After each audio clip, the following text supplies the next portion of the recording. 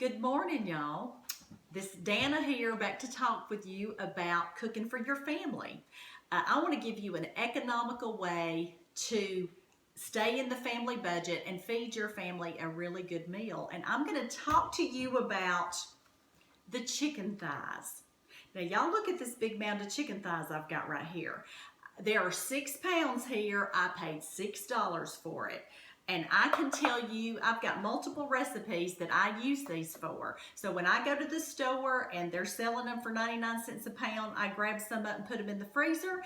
And then I can cook chicken and dumplings, chicken soup, yummy chicken pie, all types of things. So what I'm going to show you today is how to process these chicken thighs so that we will end up with some great meat and some chicken broth that we can use in our cooking. Now, y'all, this is real easy, and this is going to help you feed your family in a good way. What you're going to need is a big pan. Now, y'all, I'm partial to my cast iron, so I use my cast iron. If you don't have a big old cast iron Dutch oven like I do, you can use something like this. Now, I have used this before too, and sometimes I have both pans going at once, but you can use stainless steel or a big heavy pot to cook your chicken in. Now, I've already taken the chicken out of the pack and we're ready. It's been processed. We're ready to go. So the first thing we're going to do is just put our chicken, this is 6 pounds, we're going to put our chicken in the big old pan here.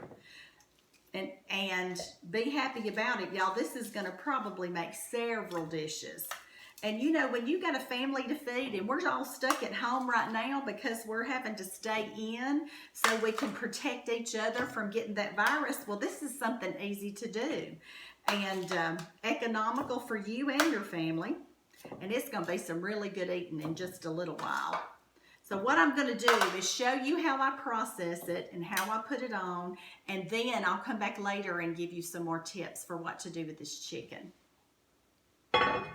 All right, remember when you're dealing with chicken, you have to make sure you don't touch it and don't get it all over and contaminate the rest of your kitchen. So if you noticed, I'm using that pan, I'm using this piece of equipment here to get the chicken in, and I haven't touched it. Okay, but if you do end up touching it, you need to wash your hands and make sure that we get that handled and we don't contaminate. Now let me tell you what page this is on in the cookbook. Remember, on how to process this chicken, it's in Time to Eat, y'all, the Alabama Bicentennial Cookbook, and it is on page 36, and it talks about preparing your chicken. So you need 3 pounds of cut up chicken. Now remember, I'm doubling this recipe because I've got 6. And y'all know me, if I'm in the kitchen cooking, I'm cooking a lot of it. So I'm doubling it here. Cover with water 1 inch over the top of the chicken. Okay, it's going to take approximately 8 to 10 cups. And then per 3 pounds of chicken, you add ½ tablespoon of salt. Okay, so I'm doing a big one, and I'm about to put some water in here, and I have one of these nifty little faucets. I can just do it this way, so that's what I'm going to do. I'm running the water in here, and we're going to make sure that it covers 1 inch above the top of the chicken. Give me just a second. Come on, water, let's go. This chicken's gonna be so good. And the skin, you do leave the skin on, and let me tell you why. The skin has some good nutrients and some good flavor in it that's gonna really help the rest of our meals, and you do want to leave the skin on and you want the bones in, because there's something about the flavor you get from leaving the bones in that makes your dishes taste even better. So we're going to move this around a little bit, make sure they're all under water, and then I'm going to add the salt. Now y'all know how I do it. I just open this thing right here.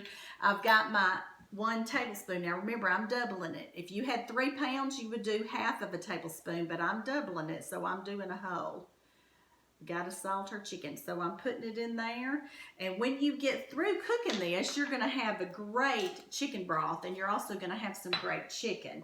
So let me read to you what we're going to do next. We're going to take this big pan, and it is a big heavy pan, and we're putting it over here on the eye. And we're going to crank it up. We're going to crank it up, and we're going to turn it on medium heat. So we're going to turn it on medium heat and we're going to bring it to a low boil. Now what is a low boil? When it just starts bubbling and you see those bubbles starting to boil, then you're going to turn it down to low. You're going to simmer your wonderful chicken for about 45 minutes. Simmer it for 45 minutes because you don't want to boil the daylights out of it. You just want to simmer it and get a bit of gentle cook so that you don't lose all the moisture and nutrients in it. So you're going to do that for 45 minutes, and then you're going to remove the chicken from the water and let it cool, and you're going to discard the skin and the bones, and then you will shred the chicken and use it in your recipes, whether it's chicken soup, yummy chicken pie, or chicken and dumplings. That's some of the things we'll talk about later, but you've got recipes you can do with it. Also, you're going to keep the broth because you're going to cook with that broth, and we'll talk about that later too. So anyway, we've got this started, and this is what I wanted to talk to y'all about to give you a good economical way to feed your family during these times. Get you a pack of chicken thighs and get it on the stove on a low boil for 45 minutes, and you're going to have some good eating for a good while. So this is Danna, and I'm telling you, from my kitchen to your heart, let's just have a really good day and be blessed and be happy that we're home and we can be cooking and feeding our family. Love y'all dearly, and I'll be back later to talk to you about yummy chicken pie. Bye-bye.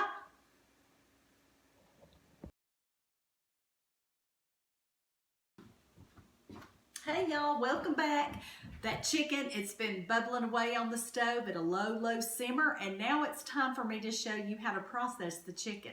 Remember the page number that's on that we're working from. It's on page 36 of the Bicentennial Cookbook, and this right here is information that I got from my Nanny Swan a long time ago when I was a new married. I needed advice about cooking every so often because my husband was, heading out to work, and I'd want to have something good when he came home that night. So I'd call my nanny. Now, I would have called my mother, but she was at work, so I couldn't call her at work. So I'd call my Nanny Swan and say, "Hey, Nanny, I need to know how to do this." And then this question would have been, how do I stew the chicken? Also known as boiling the chicken, which is what we just did. And these are the directions that she gave me. So you may not have a Nanny Swan, but you know what? I'll share my Nanny Swan's advice with you, and it's how to take care of your chicken so that you can use this chicken for a casserole. You can use it for yummy chicken pie. You can use it for chicken soup. You can use it for chicken and dumplings. So this is how she told us to make it, and we made it earlier. And I'm going to pull the big pot over here so you can see how good that chicken is. And remember, I did a double dose of it, so I've got about 6 pounds of chicken cooking over here. It smells delicious in my kitchen. It smells so good and chickeny. You're just gonna love it. Oh, it's so heavy in this big cast iron pot, but I wouldn't have it any other way. Look at that, look at that. Got all that wonderful chicken, and I've also got a lot of chicken broth that I'm going to be using later to make these wonderful things. Look at all this beautiful yellow chicken broth. It's going to be tasty, folks. So what we're going to do right now is we got to remove this chicken and put it in somewhere to let it cool. So I've washed everything up, so I'm going to start processing, getting stuff out of here so you can see how I do it. Now I've got my trusty slotted spoon, and I've had this slotted spoon since we got married. Long time ago, and it's cooked many a meals with me, so we're partners in cooking. So I'm pulling this chicken out. Now I'm going to talk to you a minute just about the temperature of chicken. If you're baking chicken or frying chicken or something like that, and you can't tell if it's done or not, you can always pull out you can buy yourself a meat thermometer, and you take the temperature of the chicken. And when you do, you make sure you don't touch the bone. Don't put the thermometer up against the bone or you'll get a different read. But make sure it's in the thick of the meat. And it should be 165 degrees to be done. Now I'm getting all this good chicken out, and I'm spreading it out because I want it to cool off so I can handle it. Don't start working on it while it's hot. You'll burn yourself. and that's no good. It kind of takes the fun out of everything if you're in pain. So just try to, you know, be patient and let it cool off. And just put it out here, and you're going to have some really, really great meals shortly. And that's getting heavy, so I'm going to put it down. Got a few more pieces to come out, and then I'm going to show you how to process it, because I took one of them out earlier to let it cool because I didn't want to burn my fingers. I mean, I love you and all, but I don't want to burn my fingers. And that right there, there we go.